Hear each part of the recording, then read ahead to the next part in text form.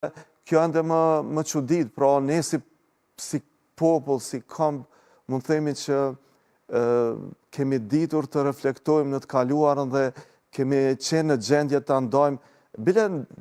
deri në një farmase, të ndojmë shopping nga sheqeri që thuhet në si fjale urtë popullore, por që çuditërisht edhe sot e kësaj dite, shoqëria jonë i lejon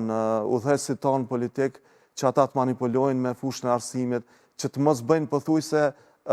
as pak që ka kuptim dhe që më të vërtet do të ndikonte në zhvillimin e kësaj fushë dhe që janë veprime të mira e konkrete, por që gjithçka kalon shpejt, gjithçka harrohet, këto ciklet e pjesëmarrjes së Kosovës nëpër testime ndërkombëtare, do thotë vetëm e nxjerrin ose e shpërfaqin problemin që ekziston. Unë e marr një krahasim ndoshta simbolik, por gjendja në fushën e arsimit në një formë ose në një formë tjetër i përngjan një infeksioni që ka përfshi një organizëm, por që personi në fjalë nuk dëshiron ta pranoj ose është mësuar të bashkëjetojë me po. Dhe me ajo smundje tashmë i është bërë diçka e zakonshme, por që në momente të saktuara kur i nënshtrohet një kontrolli, sikur që i nënshtrohemi ne një pjesëmarrje ndërkombëtare, dalin rezultatet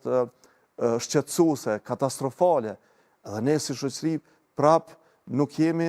kisha me thonë, të gatshëm të reagojmë, të kërkojmë përgjegjësi më shumë nga qeveritarët tonë. Mos t'i lejojmë ata të zhvatin në këtë mënyrë kaq të hapur fondet publike. Mos lejojmë që ata të manipulojnë kaq hapur dhe në mënyrë kaq të paskrupull, do thotë, me sistemin e arsimit, dhe gjithë kjo sjell një gjendje, kisha me thonë, jo të lakmueshme. Mos ta harrojmë, nuk dua të tingëlloj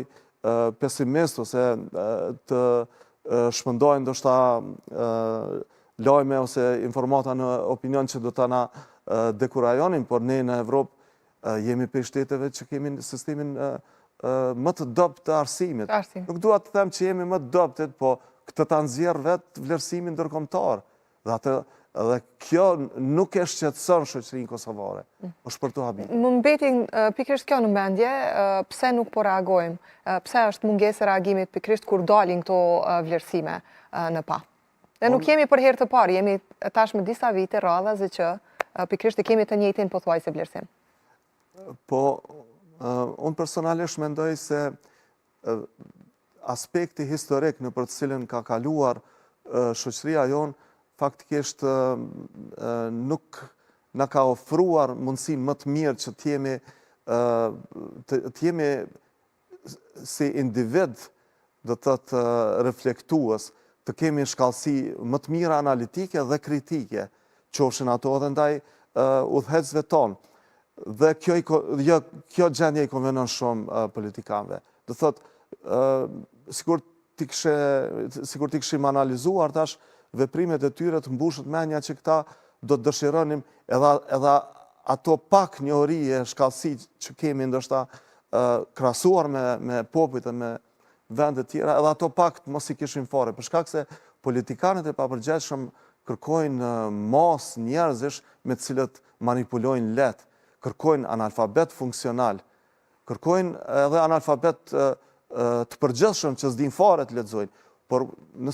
nëse e shohim se me çfarë përgjegjësie shoqërore dhe çfarë niveli intelektual kanë ata, atëherë neve na bie, si të themi, ndërmend një pyetje, a e kanë me të vërtetë këta hallin e zhvillimit të shoqërisë kosovare, apo e kanë ndonjë hall tjetër që unë dyshoj, unë mendoj se para së gjithash e kanë pasurimin individual, të shpejt, dhe propagandimi që jemi duke punuar shumë, që jemi duke bërë hapa të mëdhej, por që faktikisht ne si komunitet i personat që jemi marrë me fushën e arsimit, nuk i shohim ato veprime të qelluara, nuk i shohim që ka një zhvillim në drejtimin e duhur. përgjithsisht mund them që është dëshpëruese, është kohë